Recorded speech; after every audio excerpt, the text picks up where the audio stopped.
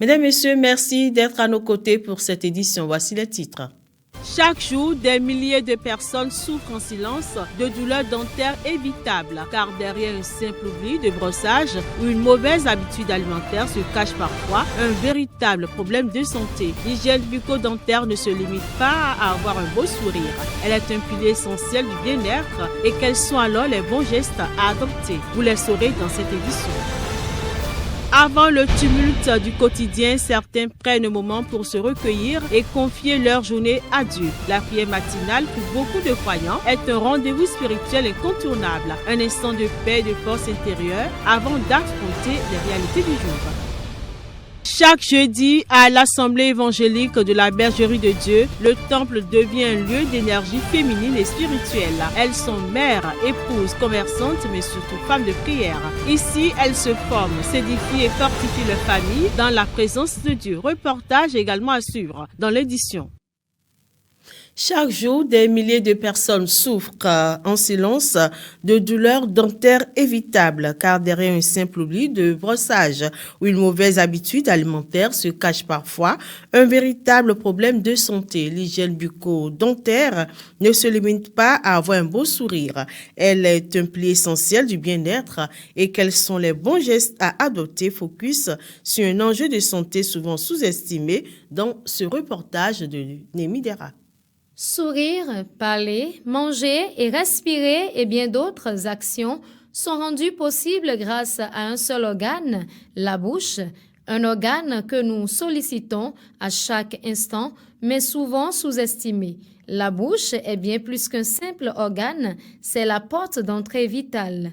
Si elle va mal, c'est tout l'organisme qui est affecté. Prendre soin de sa bouche devient un impératif. À chacun ses habitudes, mais au fond, il existe des bonnes manières recommandées par des spécialistes dentaires. Ce que nous avons toujours recommandé, c'est le brossage 3 fois par jour après repas et de consulter les spécialistes, les chirurgiens dentistes, 1 fois par an ou 2 fois par an, visite systématique de contrôle, et d'éviter de consommer excessivement du sucre. Il faut changer sa brosse tous les 2 mois, 3 mois. La technique de brossage, elle s'enseigne. Mais de façon classique, le brossage, il se fait dans un sens. C'est-à-dire, quand vous ouvrez légèrement la bouche, c'est toujours de la gencive vers les dents. Vous voyez un peu. Et les dents ont plusieurs faces. Les faces occlusales, c'est des mouvements circulaires. Le fil dentaire, il est recommandé pour enlever les débris alimentaires dans les espaces interdentaires. Nous avons les mauvaises habitudes où nous utilisons les pics pour enlever les débris dentaires après avoir mangé, alors que ces pics traumatisent les gencives. Une mauvaise hygiène bucco-dentaire expose non seulement à la carie dentaire, mais peut aussi causer d'autres pathologies dont les conséquences peuvent être dramatiques. L'infection, en passant par la circulation générale, va atteindre le cœur. Ensuite, ça peut atteindre les poumons, ça peut atteindre le foie, comme ça peut atteindre même le système nerveux central. Alors, pour les toxines, ça peut avoir des réactions de type allergique ou immunitaire. Et ça entraîne le rhumatisme articulaire aigu, où vous avez l'atteinte des articulations, ou bien l'endocardite, qui est une inflammation au niveau des parois du cœur. Et c'est une maladie mortelle. Selon les spécialistes, la bouche abrite environ 700 espèces de bactéries. Certaines sont bénéfiques pour l'homme, par contre, d'autres sont dangereuses. En vous brossant les dents, souvenez-vous, ce n'est pas juste un geste pour préserver l'éclat de votre sourire, c'est une routine pour l'équilibre de tout le corps. Vous venez plutôt de suivre un reportage de Sinatou Aoyo Adjovi. Avant le tumulte du quotidien, certains prennent un moment pour se recueillir et confier leur journée à Dieu. La prière matinale pour beaucoup de croyants est un rendez-vous spirituel incontournable, un instant de paix et de force intérieure avant d'affronter les réalités du jour. Suivons ce micro-trottoir réalisé par Félicité Bouton et Credo Defli. La première des choses, c'est de prier. et d'implorer la miséricorde de Dieu sur notre vie, de confier la journée, les enfants, les parents à Dieu. Il est très important de prier, de demander la grâce de Dieu sur tout ce qu'on va faire dans la journée. Si c'est une obligation, ce n'est pas une formalité, c'est une obligation. On doit prier. On doit prier. Parce que c'est Dieu qui connaît tous les obstacles qu'il y a dans la journée. Maintenant, il faut prier d'abord, il faut demander la grâce du Saint-Esprit sur notre vie, dans la journée, tout ce qu'il y a d'invisible. Il faut que l'Esprit Saint nous éclaire, nous éloigne de tout ça, pour que la journée nous soit bénie.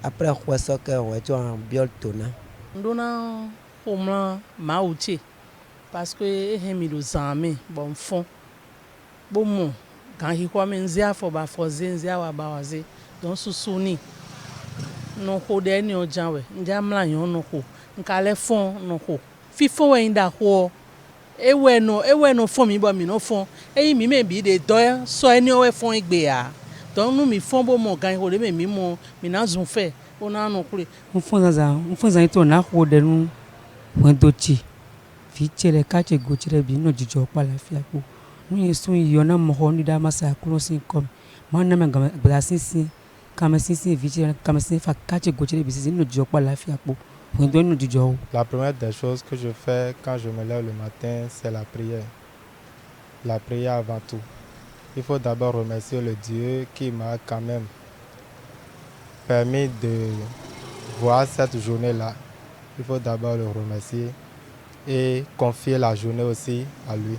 C'est une obligation parce que tu ne sais pas ce qui va t'arriver dans la journée. Donc avant tout, il faut d'abord confier la journée à Dieu. Chaque jeudi, à l'Assemblée évangélique de la Bergerie de Dieu, le temple devient un lieu d'énergie féminine et spirituelle. Elles sont mères, épouses, commerçantes, mais surtout femmes de prière. Ici, elles se forment, s'édifient et fortifient leur famille dans la présence de Dieu. Reportage Félicité Bouton et Migbinou. Ce jour-là, le message s'inspire de Rebecca, une femme de foi et de courage. À travers son histoire, les femmes apprennent à écouter Dieu avant d'agir, à bâtir leur foyer dans la sagesse et la patience. Des conseils conjugaux pratiques viennent nourrir leur quotidien. Rebecca minamoro finiti no mechere fide wen. Bodi nu mawo. Etu mawo. Bode chido mawo. Botun ro mejire. E mawo ko je go si wanu mi on. Da gbeje na enu mi. Do mawo tun we nu da pe nu yen o mawo tun. Jeremy si mama ka don mi tele aburo mechere. Mawo tun ti to de do mi jile biye do un tun. Le do tere mbro mi jile. Bon le do tere nka bro nu mi on. E le do te nyanya. On le nu nyanya nu mi a. Da go en so te nu mi. Mi mo ache mu Rebecca mun kun je nu melewu. Bo ede ji do mawo mawo do nu e lo me on. Mawo ra so e lo wa yo. E so bi odo. Ma kan ki lo ta ki me a. E so bi odo. Ma kan de bi o. E tun sun e dagbeja. E tun nu kun to me lo bobo a. Tí o bo ipe bo di do ede ji do mawo. Mawo ho ma do mi do de han. Ta 125 de han ta canton aton go me. Buro me jere. Me de ji do mawo le o, you know, ti so siyan ton ro. You know, da o pon pere kun a. No fichi. Ni mo ko ton Rebecca sin ho me. De no tan Rebecca ton pinu e din on. Mun tele bodo no do me jire. Rebecca ele foi mede bo si me e mede bo nyon me yi mi mo ko de don da ma kan be tin lo jere o ko mi tan gbe yo o na mo temenu o la kun mi o pipiri e kan na mo teme la kun mi chele ai ma kan ni bi o ni nama tɔtɛ do fɛnɛ ma kan ne bi wɔne amɔ kpo do wuya do me Rebeka tɔn kpo mɛnyɔn yi tɔn kpo eko do ani koko do me dzire amaro ko yɔ gbe bɔn la kumi to yɛ na do bɔn tɛmɛ lɛ do mi si bɔn mi na dɔ nu debu na dze to mi do ko yɔ gbe ya abi ɔkɔ yɛ mɔ kɔsɔn gbe nia ayi ka kɔtɔn na dza ya tse abi o erɔ me dzire tu no gbe na nyɔ alɔkɔlɔsi mɛ nɔ kpɔsi alɔkɔlɔsi yɛ kɔ yɔ kɔkɔ ŋu eko kla yɔ me dzire nɔtɛ la gbe wa yɔ kpɔ yɔ me yi mo me mɔ nu mɔ kɔtɔn la si tɔn. Le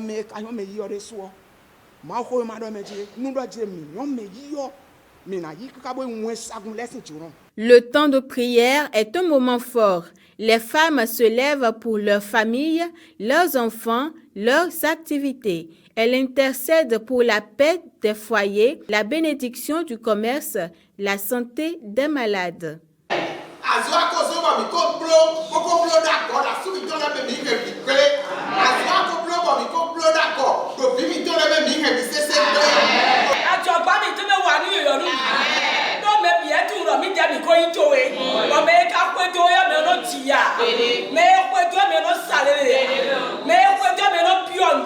À la bergerie de Dieu, la femme n'est pas un soutien.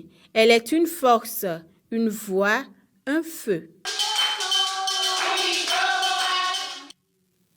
Dans Ecclésiaste 3, verset 2, il est écrit « Il y a un temps pour naître, un temps pour mourir. Comme cela se passe depuis des lustres, la mort s'impose à tout homme. » Suivons l'homme de Dieu, le révérend Nazaire Nkpadodé, qui donne quelques éclaircissements sur la vie après la mort. Chères téléspectatrices et téléspectateurs, le Seigneur, il est à la porte de votre cœur. Il est en train de frapper à la porte de votre cœur. Et il vous dit, si vous entendez sa voix, que vous ouvrez la porte de votre cœur, qu'il entrera chez vous, mangera avec vous et vous avec lui. Voulez-vous ouvrir votre cœur à Jésus-Christ? C'est ce que Dieu veut pour vous. N'endurcissez pas votre cœur tel que vous entendez la voix du Seigneur. N'endurcissez pas votre cœur. Ne recevez pas la grâce de Dieu en vain. C'est une grâce que Jésus-Christ soit venu et soit mort à la croix. C'est une vraie grâce que vous avez la possibilité d'entendre cela et de pouvoir croire en Jésus pour que vos péchés soient lavés. Le sang de Jésus, c'est le sang de l'alliance qui est répandu pour plusieurs pour la rémission des péchés, de vos péchés. Si vous croyez en Jésus, le sang de Jésus vous lavera. Demandez-le lui, Seigneur, je suis pécheur. Je commets divers péchés. Seigneur, je me rends compte de ma nature et de ma vie pécheresse. Et je prie que tu daignes me sauver de mes péchés, que tu me pardonnes, que tu me laves par ton précieux sang, le sang de l'alliance. Si vous faites cela, vous êtes sauvés. Faut-il imposer sa religion à ses enfants ou leur laisser la liberté de choisir entre tradition, conviction personnelle et liberté de conscience? Les avis sont souvent partagés. Nous avons tendu notre micro et caméra à quelques citoyens et rencontré un homme de Dieu pour savoir comment transmettre la religion sans l'imposer aux enfants. Suivez le reportage de Félicité Botton et Claude Defli. La religion occupe une place importante dans de nombreuses familles. Mais une question revient souvent. Faut-il imposer sa foi à ses enfants ou leur laisser la liberté de choisir leur propre chemin spirituel? Entre transmission des valeurs, pression sociale et liberté de conscience, le débat divise.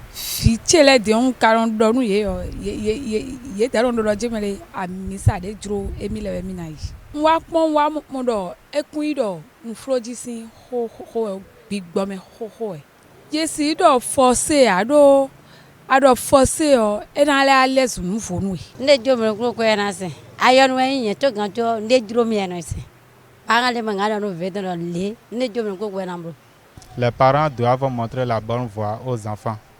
Parce que si les enfants sont là, les enfants ne peuvent pas se guider seuls. c'est aux parents. Les parents représentent le guide des enfants. Et selon ce que la Bible dit, en tant que parent, il faut mettre les enfants, il faut les éduquer selon la voie de Dieu. Mais je t'ai les Jimmy. Bon, mais nous mouvement de l'eau.